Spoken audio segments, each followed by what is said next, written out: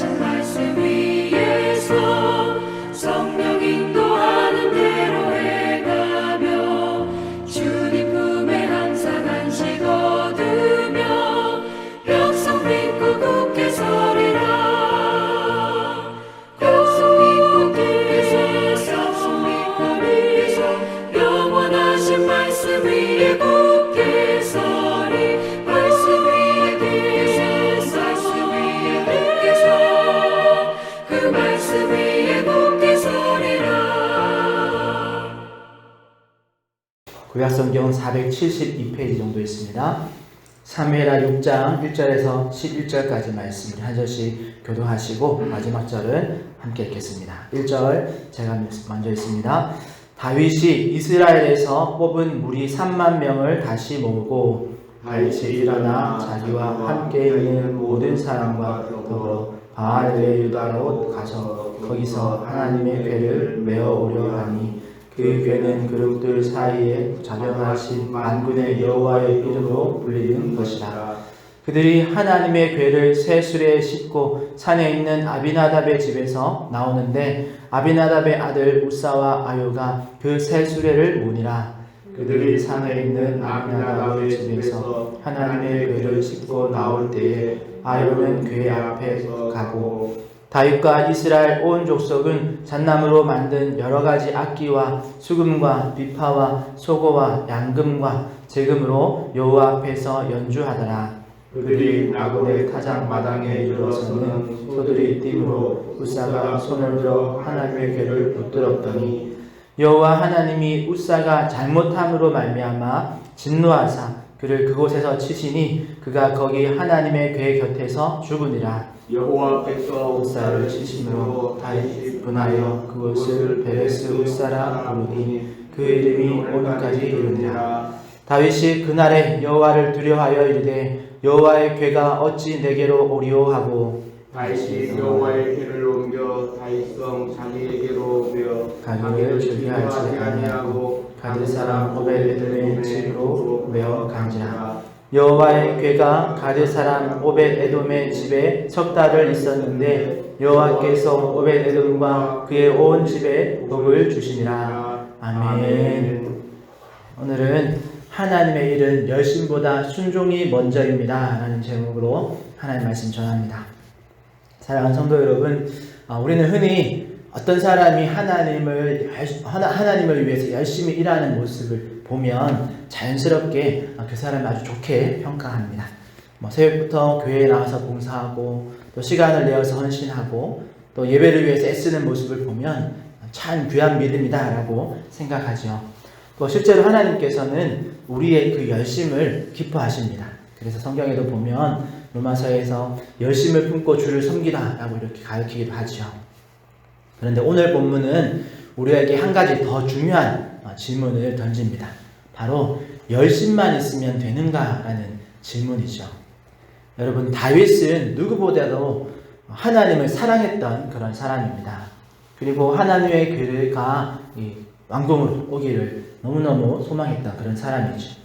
그러나 놀랍게도 하나님께서 기뻐하실 것이라고 생각했던 이 법궤를 옮겨오는 그 일, 그리고 그것을 실제 이렇게 실행에 옮기는 그날, 이것이 기쁨의 축제가 아니라 슬픔과 죽음의 날이 되고 말았습니다. 언약궤를 옮기던 중에 우사가 하나님의 심판을 받아서 그 자리에서 죽었기 때문입니다. 왜 이런 일이 일어났을까? 우사가 악한 사람이었기 때문에 그럴까요? 아니면 다윗의 마음이 어떤 불순한 그런 의도가 있었기 때문일까요? 본문은 그렇게 말하진 않습니다. 오히려 하나님께서는 이 사건을 통해서 우리에게 중요한 한 가지 원리를 가르쳐 주시기 원하시는 거죠. 그 일은, 하나님의 일은 인간의 열심으로 이루어지는 것이 아니라 순종으로 이루어진다는 것을 우리에게 가르쳐 주길 원하십니다. 그러기에 오늘 말씀을 통해서 하나님께서 원하시는 참된 섬김, 또 순종이 어떤 것인지를 함께 살펴보기를 원합니다. 그래서 먼저 1절에서 5절의 말씀, 특별히 1절을 보면 다윗이 이스라엘에서 뽑은 무리 3만 명을 다시 모았다라고 말합니다. 다윗이 왕으로 즉위할 때 약 35만 명의 사람이 다윗에게 모여서 함께 그 왕위 왕이 되어지는 그날을 축하했었습니다. 그런데 오늘 말씀을 보니까 이 언약궤를 모셔오는 날에는 3만 명을 따로 뽑아서 동원해서 또 이 중요한 일을 감당했다라고 소개하고 있는 거죠. 거의 이것이 국가적인 행사의 그런 규모로 준비되어졌습니다. 이처럼 다윗의 그 열심은 진심이었습니다. 그리고 2절에 이렇게 말합니다. 하나님의 궤를 메어오려 하니 라고 되어 있는데, 여기서 메어오려 한다라는 표현은 언약궤를 예루살렘으로 옮기려고 한다라는 그런 표현입니다. 우리가 오늘 본문 2절과 10절에 보면 메어오다라는 표현이 나오는데, 이 표현은 이렇게 어깨에 매다라는 그런 뜻으로 되어진 단어를 사용하지는 않았습니다. 그냥 가지고 오다, 또 올리다, 뭐 이런 뜻을 가지고 있는 단어를 사용합니다. 그래서 다윗이 처음부터 2절 말씀을 읽고 다윗이 처음부터 레위인을 동원해서 그 법대로 이 법궤를 어깨에 메어서 가지고 오려고 했다. 또는 10절의 말씀에 보면 오벳 에돔의 집에 메어 갔다라고 되어 있으니까 어깨에 메어서 가지고 갔다, 이렇게 생각할 수도 있는데, 단어에 보면 그런 어깨에 매다라는 그런 단어를 사용하지 않았기 때문에 이게 그렇게 그렇게 해석할 수는 없습니다. 오히려 더 바른 이해는 다윗과 무리들이 하나님의 말씀을 잊어버렸다라고, 간과했다라고 생각하는 것이 더 맞습니다. 왜냐하면 이 메어오려고 했다라고 표현되어 있는 표현과 함께 3절의 말씀에 보면 그 말씀을 간과한 것이 분명하게 나오기 때문에 그렇습니다. 3절 말씀에 보면 아주 예상치 못한 장면이 기록되어져 있는데, 그들이 하나님의 궤를 새 수레에 싣고라고 표현되어 있죠. 여기서부터 이제 문제가 시작된 것입니다. 언약궤를 왜 새 수레에 실었을까요? 여러분, 아비나답의 집에서 아주 오랫동안 수년간 언약궤를 보관해왔던 이 우사와 아요가 그 새 수레를 몰았다라고 성경은 기록합니다. 그러니까 성경은 그들이 새 수레를 준비했는지 이런 것들을 알 수 없지만 적어도 그 새 수레를 옮기는 것에 이 우사와 아요가 아주 적극적으로 참여를 했다라는 것을 분명히 하고 있죠. 그런데 더 중요한 문제는 다른 데 있었습니다. 그 자리에 있던 누구도 이 방법이 잘못되었다라는 것을 말하지 않았다라는 겁니다. 아마 말하지 않은 것을 봤을 때는 그 새수레에 싣고 나온 이 장면을 보고도 아무도 문제 제기를 하지 않았다라는 거죠. 다윗뿐만 아니라 거기에는 많은 사람들, 다양한 사람들이 있었을 거고, 특별히 3만 명을 뽑아서 또 이 일들을 하고 있었는데, 최소한 3만 명 이상의 사람들이 이 장면을 보고 아무도 문제 제기를 하지 않았습니다. 왕이시여, 하나님의 궤는 이렇게 옮기면 안 됩니다. 하나님께서 이미 율법에 분명하게 언약궤를 레위인 가운데서 특별히 이 고핫 자손이 채를 꿰어서 어깨에 메고 운반하라고 명령하셨습니다. 이런 어떤 성경의 말씀을 근거로 한 하나님의 말씀을 분명하게 전달하는 사람이 없었다라는 거죠. 제가 방금 말씀드린 그 방법은 민수기 4장과 7장에 분명하게 하나님께서 언약궤는 수레에 싣고 옮기는 것이 아니라 제사장들, 레위인들이 어깨에 메고 옮기는 것이다 라고 방법을 알려주셨습니다. 물론 평소에는 언약궤를 함부로 이렇게 만질 일이 거의 없었기 때문에 이걸 다루는 것을 그렇게 많은 사람들이 알지 못했긴 하겠죠. 그러나 지금 이 상황은 조금 다르죠. 언약궤가 한 장소에서 국가적인 행사로 수많은 사람들이 준비해 가서 언약궤를 가지고 오는 그런 아주 중요한 행사, 또 그런 상황입니다. 그런데 이럴 때일수록 하나님의 말씀이 어떻게 말하고 있는지를 더 중요하게, 엄중하게 생각하고 그 말씀을 지켜 행했어야 되는데, 오늘 말씀은 그렇게 하지 못했다라는 거죠. 그리고 오늘 이 말씀은 우리에게도 아주 중요한 기준점을 말해주고 있습니다. 그것은 바로 열심히 봉사하는 것보다 여러분, 열심히 하는 것도 물론 중요하고 열심히 예배하는 것도 중요합니다. 그러나 그보다 먼저 우리가 질문해야 될 것이 있습니다. 그것이 바로 이것이 하나님의 말씀에 합당한가라는 거죠.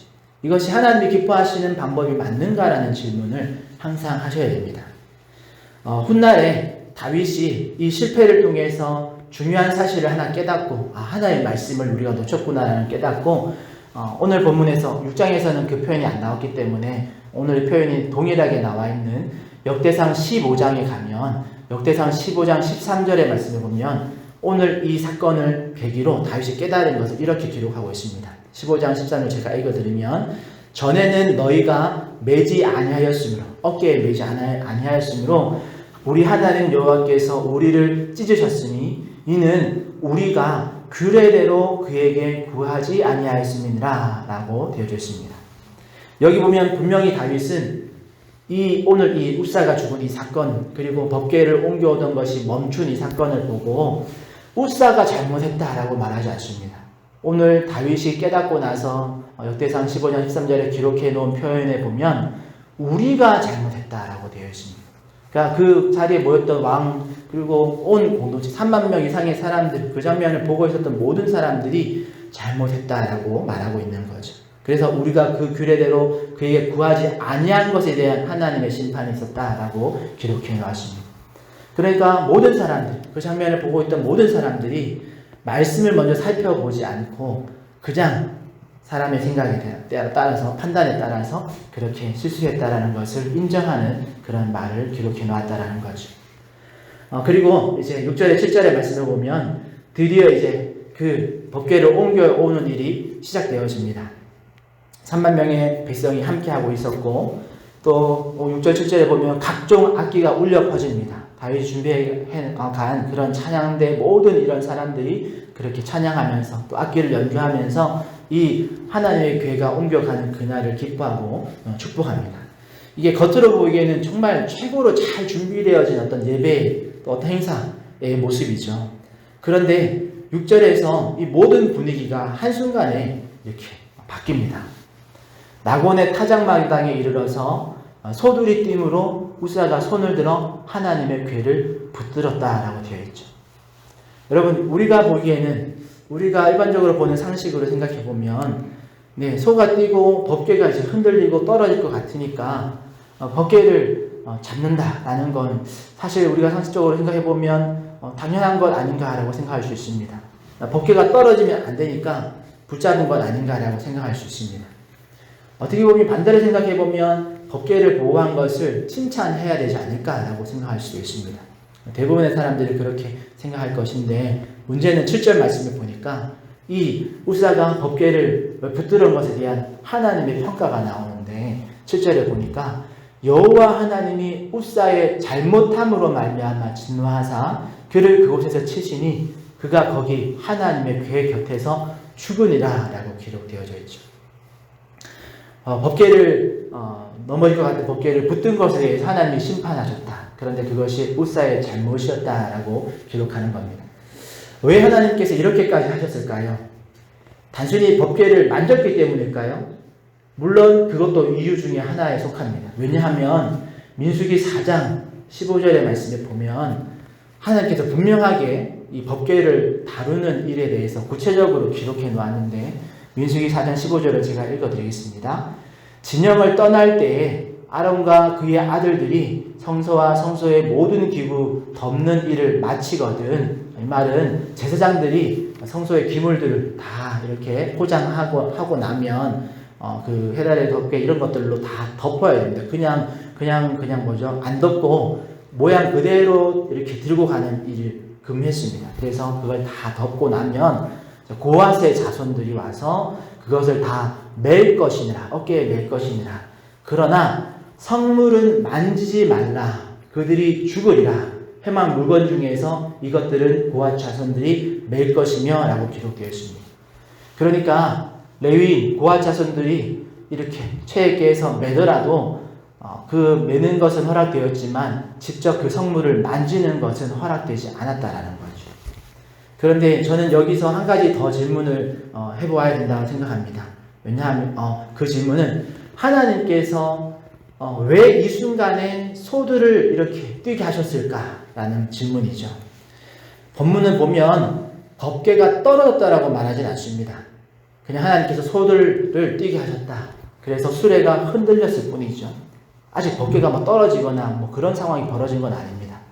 그리고 어찌 보면 하나님께서는 지금 이 순간에 이 행렬을 멈추시려고 하신 것이 아닐까라고 생각할 수 있습니다. 그러니까 하나님이 지금 이 방법, 새 수레에 싣고 가는 것은 하나님의 방법이 아니다라는 것을 깨닫게 하기 위해서 내가 원하는 방법이 아니다. 그러니까 잠시 멈춰서 다시 한번 생각해보고 이 일을 진행하라. 이런 의도로 소들을 뛰게 하시고 수레를 흔드신 것은 아닌가라고 생각할 수 있다는 거죠. 그런데 우사는 그 장면을 보고 즉시로 움직여서 자신이 그 문제를 해결하려고 했습니다. 왜 이렇게 수레가 흔들리게 하시고 소들이 뛰게 하시는지를 깊이 생각하지 않았습니다. 자신의 판단으로 그 문제를 해결하려고 했던 거죠. 내가 지금 이걸 붙잡아야 되겠다, 넘어뜨리면 안 된다라는 생각만을 가지고 그냥 섣부르게 행동한 것이죠. 결국 우사는 하나님께 묻기보다 자신의 손으로, 자신의 능력으로 이 일을 해결하려고 했습니다. 이것이 오늘 우리에게도 매우 중요한 깨달음을 주죠. 우리는 종종 하나님의 일을 한다고 하면서 하나님께 묻기보다는 먼저 우리의 능력대로 움직일 때가 있습니다. 그래서 기도보다 계획하는 게 앞서기도 하고 말씀보다 우리의 경험이 더 앞서서 어떤 것을 판단하기도 합니다. 그리고 어떤 순종보다 어떤 효율이 앞서서 그 일들을 행동할 때가 있습니다. 그래서 이 정도면 괜찮겠지, 또는 우리가 좋은 의도니까 하나님께서도 이걸 다 이해하시겠지라고 생각하고 우리 마음대로 행할 때가 있습니다. 그런 하나님께서는 우리의 의도를 기준으로 일하시지 않고 여러분, 하나님은 하나님의 말씀을 기준으로 행하신다는 것을 여러분 꼭 기억하시기를 바랍니다. 우리가 아무리 좋은 의도로 행한다 할지라도 하나님의 말씀에 합당하지 않으면 그것은 하나님의 일에 좋은 방법이 아니다라는 거죠. 그러기에 우리의 손이 하나님의 손보다 앞서면 안 됩니다. 우리의 선한 의도가 하나님의 뜻을 대신할 수도 없습니다. 하나님의 뜻이 분명하지 않을 때는 여러분 서두르는 것보다 우리가 멈추어 서서 하나님께 묻는 것이 바른 믿음이라는 것을 여러분 꼭 기억하시기를 바랍니다. 그래서 조금 늦더라도 말씀을 따라가는 것이 여러분 빨리 달려가서 길을 잃는 것보다 훨씬 안전한 방법입니다. 그러니까 조금 늦더라도 말씀을 확인하고 그 말씀 앞에 순종하는 것이 더 중요하다는 거죠. 그러기에 바라기는 우리 모두가 하나님을 할 때마다 여러분 내 생각은 어떠한가 보다 하나님의 말씀은 무엇이라고 말하고 있는가, 그것을 먼저 묻는 그런 성도들이 되시기를 바랍니다. 그래서 우리의 손보다 하나님의 말씀이 앞서고 더 우리의 어떤 열정보다 하나님의 뜻이 앞서는 그런 복된 성도의 삶이 되시기를 축복합니다. 말씀을 정리해 봅시다. 여러분, 오늘 본문은 우사의 죽음으로 끝나는 이야기는 아닙니다. 사실 이 이야기는 실패를 통해서 배우는 그런 다윗의 이야기입니다. 다윗은 여기서 끝나지 않았고 내일 또 우리가 살펴볼 것이고 석 달이 지난 뒤에 다시 언약궤를 모셔오는데요.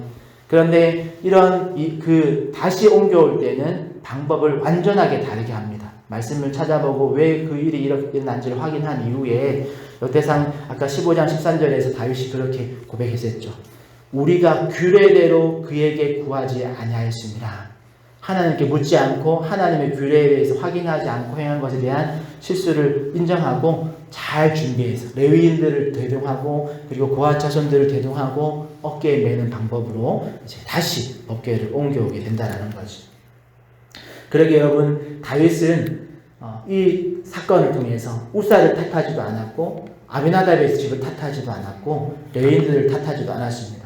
오히려 우리 모두가 하나님의 말씀을 간과하고 지나친 것을 잘못했습니다. 이렇게 회개로서 그 모습을 돌이키고 행동으로 돌이켜서 하나님의 말씀을 지켜서 이제 언약궤를 다시 돌려온다는 것 여러분 꼭 기억하시고, 그때 비로소 하나님께서는 그 길을 형통하게 하셨고 다윗이 춤을 추며 기뻐했었고 온 백성은 하나님의 그 임재의 기쁨을 맛볼 수 있었습니다. 성도 여러분, 우리도 신앙생활 하다 보면 열심은 했는데 결과가 따라오지 않을 때가 있습니다. 기도도 많이 했는데 막힐 때가 있고 봉사도 했는데 오히려 더 어려움이 생길 때가 있습니다. 그때 우리는 왜 하나님께서 이렇게 하시는지 그렇게 하나님께 따지기 전에 오늘 다윗처럼 먼저 이렇게 물어봐야 합니다. 혹시 하나님, 내가 하나님 방법보다 내 방법을 앞세우고 있지는 않습니까? 혹시 내 열심이 있지만 말씀에 대한 순종은 부족한 것은 없습니까? 이렇게 우리의 모습을 우리가 잘 점검할 필요가 있죠. 그리고 하나님께서는 우리의 실패를 통해서 우리를 가르치십니다. 그러니까 여러분, 실패한 것으로 끝나는 것이 아니라 우리가 말씀으로 돌아가서 다시 그 말씀을 기준으로 우리의 방향과 방법을 재조정해서 다시 출발점에 서야 된다는 거죠. 오늘도 하나님께서는 우리에게 어떤 화려한 업적 또는 어떤 엄청난 열심을 우리에게서 찾으시는 것이 아니라 오히려 말씀 앞에서 겸손히 순종하는 그런 마음을 우리에게 찾고 계신 여러분 꼭 기억하시기를 바랍니다. 그러기 사랑하는 성도 여러분, 가정에서도 또 직장에서도 교회에서도 우리가 무엇을 하든지 먼저 하나님의 말씀을 묻는 그런 성도들이 되시기를 바랍니다. 그래서 이 말은 열심을 내지 마라 그런 말 하는 것이 아닙니다. 여러분 항상 말씀 위에 우리가 순종을 통해서 그 말씀을 따라가는, 그래서 말씀 위에 순종 위에 우리의 열심을 쌓아가는 것입니다. 그러기에 우리가 규례대로 하지 아니하였습니다 라는 이런 고백을 했던 다윗처럼 우리도 언제나 말씀으로 돌아가서 말씀을 기준으로 우리의 삶들을 잘 또 확인하고, 그리고 그 말씀 위에 우리의 삶들, 또 우리의 순종들, 우리의 열심들을 쌓아가는, 그래서 우리의 모든 섬김이 사람의 열심으로 끝나는 것이 아니라 하나님이 기뻐하시는 그런 순종으로 열매 맺는 그런 삶을 살아가시는 우리 화전초년교회 모든 성도님 되시기를 예수님의 이름으로 축복합니다. 기도하겠습니다. 하나님 감사합니다. 주님 앞에서 또 우리가 살아갈 때 오늘 다윗과 같은 상황들을 놓을 수가 있습니다. 하나님, 그때 우리가 다윗과 같이 우리의 삶, 우리의 행동, 우리의 방법을 다시 말씀을 기준으로 점검하고 말씀에 순종함으로 주님 우리의 열심을 그 말씀 위에 순종 위에 쌓아가는 우리 모든 성도들 되게 하여 주시옵소서. 그리고 또 아버지 하나님께서 우리에게 막으실 때에 그 상황에서 우리가 절망하거나 포기하고 멈추지 않게 해주시고 다시 잘 점검하고 또 우리의 모습을 잘 또 겸손하게 또 우리의 모습을 또 준비하여서 하나님의 일을 끝까지 감당하는 우리 모든 성도들 되게 하여 주시옵소서. 감사하며 예수님의 이름으로 기도합니다. 아멘. 하늘에 계신 우리 아버지여, 이름이 거룩히 여김을 받으시오며 나라의 임하옵시며 뜻이 하늘에서 이룬 것 같이 땅에서도 이루어지이다. 오늘날 우리에게 일용할 양식을 주옵시고 우리가 우리에게 죄 지은 자를 사하여 준 것 같이 우리 죄를 사하여 주옵시고 우리를 시험에 들게 하지 마옵시고 다만 악에서 구하옵소서. 대개 나라와 권세와 영광이 아버지께 영원히 있사옵나이다. 아멘. 그 말씀 또 기도하실 때 하나님 말씀보다 앞서지 않도록 그리고 하나님께 먼저 묻고 말씀을 기준으로 내 기준이 아닌 하나님의 말씀을 기준으로 순종하는 그런 은혜 달라고 기도하시고 문제 앞에서 항상 하나님께 먼저 묻는 하나님을 경외하는 자로서 서 있게 달라고 기도하시기를 바랍니다. 그리고 오늘은 또 개인과 가정을 위해서 기도하는 월요일입니다. 개인을 위해서 기도하실 때는 정말 예수님이 아니고는 해결할 수 없는 우리의 그런 고통과 상처를 주님께 아뢰오니 주의 긍휼과 자비로 온전히 치유하여 주시고 새로운 삶의 문을 열어달라고 기도하시고, 또 가정을 위해서 기도하실 때는 범사에 주님의 뜻을 구하는 그런 신실한 믿음의 가정들 다 되게 해달라고 기도해 주시길 바랍니다. 그리고 여러분 개인의 기도 제목 가지고 우리 주님 한번 찾고 통성으로 기도하며 나가겠습니다. 주여, 아버지 하나님, 주님 앞에서 우리의 모습을 다시 한번 돌아보게 하시니 감사를 드립니다. 하나님, 항상 우리가 주님 앞에 열심을 내기 위해서는 그 모습이 또 그 방법이 또 우리가 다 생각하는 그 의도가 하나님의 말씀에 합당한가를 항상 확인할 수 있는 우리들이 되게 알려주시옵소서. 그러기 위해서는 하나님의 말씀의 기준들을 다르게 잘 알 수 있는 은혜를 주시고 말씀을 읽을 때마다 말씀을 들을 때마다 그 말씀을 깨달을 때마다 하나님을 더 알아갈 때마다 하나님 우리가 하나님의 말씀의 기준들을 다르게 잘 우리가 또 기억 속에 새기는 우리들을 되게 하여 주시옵소서. 그리고 아버지 하나님께서 우리에게 말씀하신 방법들 또 하나님께서 우리에게 말씀하신 그 의도들 우리가 놓치지 않게 하시고 그 의도들을 잘 확인하고 우리가 잘 삶 속에 또 이 시대 가운데 적용하여서 하나님이 기뻐하시는 그런 삶들을 살아가는, 하나님이 기뻐하시는 순종의 삶들을 살아가는 모든 성도들 되어지도록 은혜를 더하여 주시옵소서.